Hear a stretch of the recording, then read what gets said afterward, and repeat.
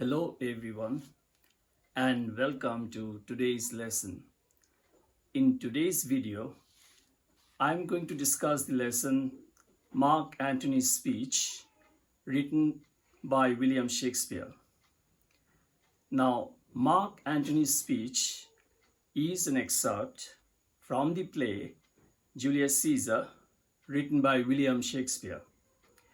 In one of my earlier videos, I have talked about William Shakespeare, so I'll not do this now.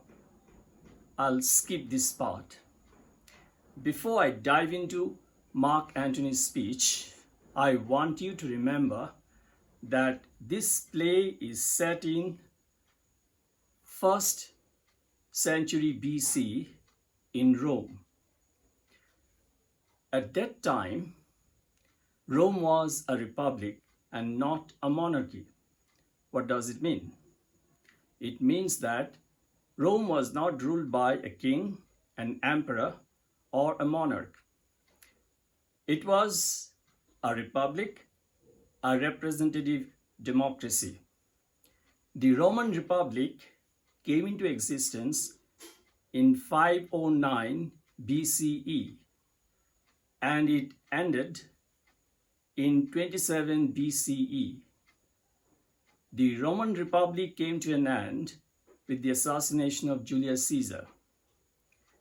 After Julius Caesar's assassination, his great-nephew and adoptive son, Augustus Caesar, took over the reins as the monarch of Rome. That's when the Roman Republic came to an end. Now you need to remember that the most important institution, political institution of the Republic of Rome was the Senate. The Senate was a governing advisory assembly in ancient Rome.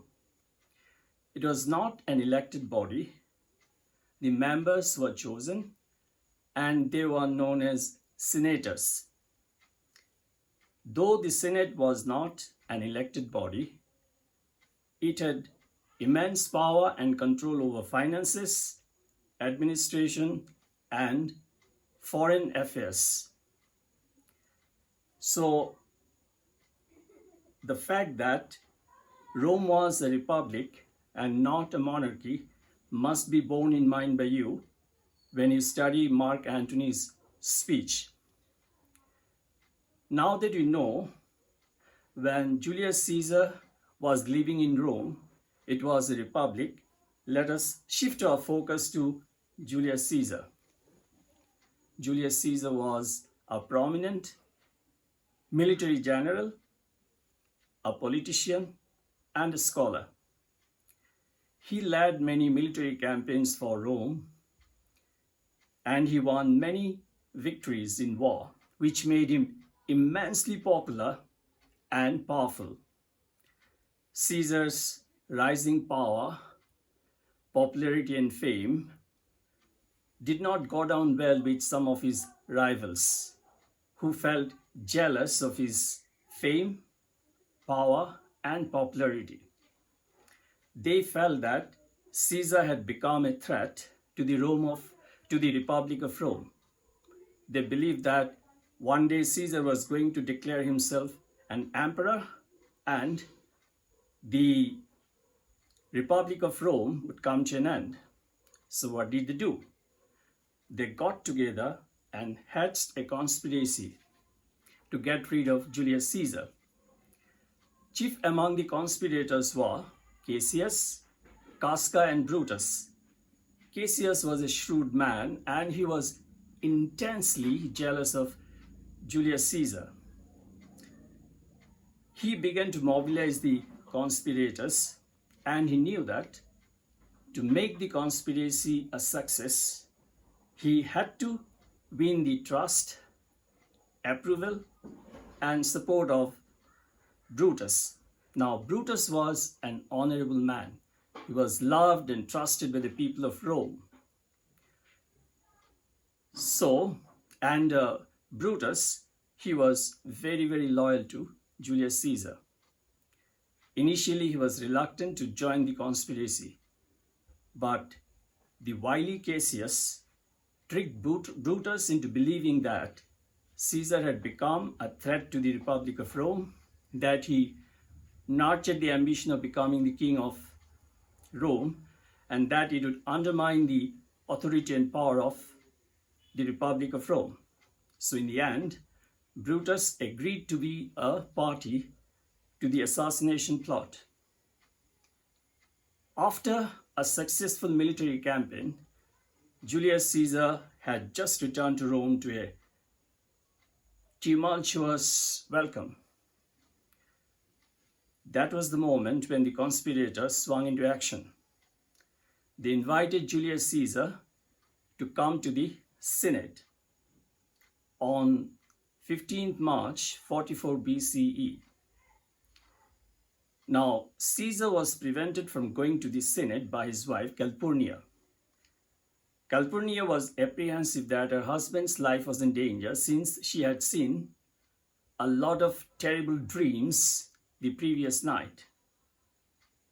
So she pleaded with her husband not to go to the Synod. But then the conspirators, they called on Caesar at his residence and requested him to come to the Synod. So Julius Caesar could not say no to them. He went to the Synod. The conspirators waited for an opportune moment to strike. When an opportunity presented itself, it was Casca, one of the conspirators, who struck the first blow. Thereafter, all the conspirators pounced on Caesar and began stabbing him repeatedly. Caesar was taken aback by the ferocious attack, but he fought back valiantly. But he was gutted when he saw Brutus among the conspirators. He couldn't believe that Brutus, who was a loyal friend, would turn a traitor, that he would betray his trust. When Brutus stabbed Caesar, he fell to the ground with those famous last words, "Et tu, Brute." The expression "et tu, Brute" means, "You too, Brutus." Caesar's heart was shattered when he saw that his loyal friend Brutus was among the conspirators. You need to understand that at the time of Caesar's assassination, Mark Antony was not present at the Synod. He had been lured away by some of the conspirators because they knew that Mark Antony was devoted and loyal to Caesar, that he would offer resistance, that it would be difficult to assassinate Caesar in his presence. After Caesar's assassination, Mark Antony pretended to be on the side of the conspirators, but in reality, he sought to avenge Caesar's death. He asked permission from the conspirators to speak at Caesar's funeral. Now, Cassius was a shrewd man, did not want to allow Mark Antony to speak at the funeral of Caesar because he knew that Mark Antony was a potential danger, that he could incite the crowd into rebellion. But his concerns were dismissed by Brutus, who said that he would speak first and he would explain to the people of Rome why they had to kill Julius Caesar. So at the funeral, it was Brutus who rose to speak first, and he explained to the people that Caesar's death was justified since he nurtured the ambition of becoming the monarch and emperor, that he would have undermined the power and authority of the Roman Republic. He managed to convince the crowd and they calmed down. So the crowd was placated by Brutus's words. Thereafter, it was Mark Antony's turn.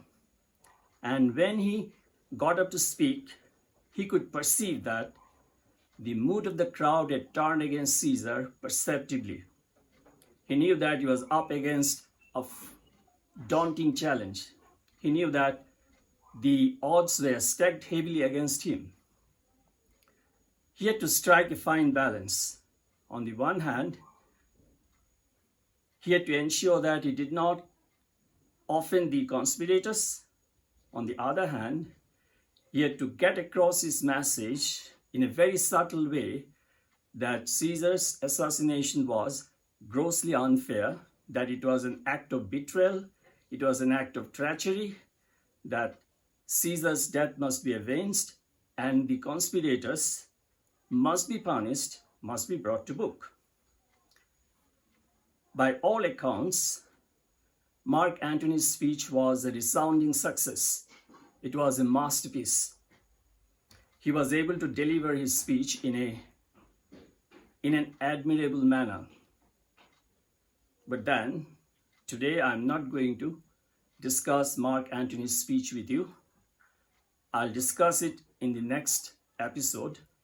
Today I want you to understand the background and the context in which Mark Antony spoke. I hope you have liked this explanation and the video. If you have liked the video, please don't forget to drop a comment in the comment section. I'd love to hear from you. So I'm going to end the video here. Take good care of yourself. Bye for now.